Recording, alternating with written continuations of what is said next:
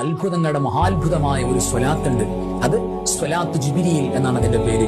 ജിബ്രീൽ അലൈഹിസ്സലാത്തു വസ്സലാമിന്റെ സ്വലാത്ത്.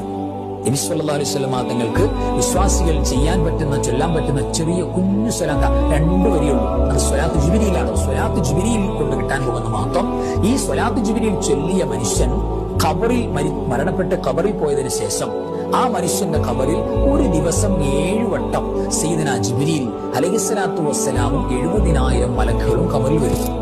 ആലോചിച്ചോക്കെ, ഖബറിൽ അല്ലാഹുവിന്റെ മാലാഖമാരുടെ കൂട്ട്, ഖബറിൽ സയ്യിദുനാ ജിബ്രീൽ അലൈഹിസ്സലാത്തു വസ്സലാമിന്റെ സാന്നിധ്യം. മാത്രമല്ല 70,000 മലക്കുകൾ. അത്ര ബഹുമാനമുണ്ട് സ്വലാത്ത് ജിബ്രീൽ ചെല്ലുന്ന ആളുകൾക്ക് ഖബറിലേക്ക്. ഒരു ദിവസം ഒരു വട്ടമല്ല, ഒരു ദിവസം 7 വട്ടം. എത്ര മലക്ക?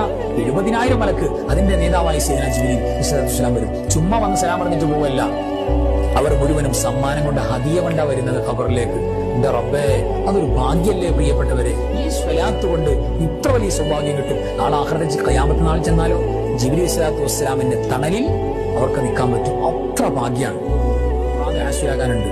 സ്വലാത്ത് ജിബ്രീൽ ഒരു 33 വട്ടം ചൊല്ലി, ആത്മാർത്ഥമായിട്ട് ചൊല്ലിയിട്ട് ആയിരുന്നു. നോക്കി, മുറാദുൽ ആശീലാവും. കടമുള്ള ആളുകൾ ഒരു 100 വട്ടം സ്വലാത്ത് ജിബ്രീൽ ചൊല്ലിയിട്ട് ഇനി മുടങ്ങാതെ സ്വലാത്ത് ജിബ്രീൽ കൊണ്ട് നടക്കുന്ന ഒരു പതിവ് നമ്മുടെ ജീവിതത്തിൽ ഉണ്ടായാൽ അൽഹംദുലില്ലാഹ് വലിയ ഭാഗ്യമാണ്. ആ സ്ക്രീൻഷോട്ട് എടുത്ത് ആ സ്വലാത്ത് നമ്മൾ പഠിച്ചു വെക്കണം, ഓതി വെക്കണം.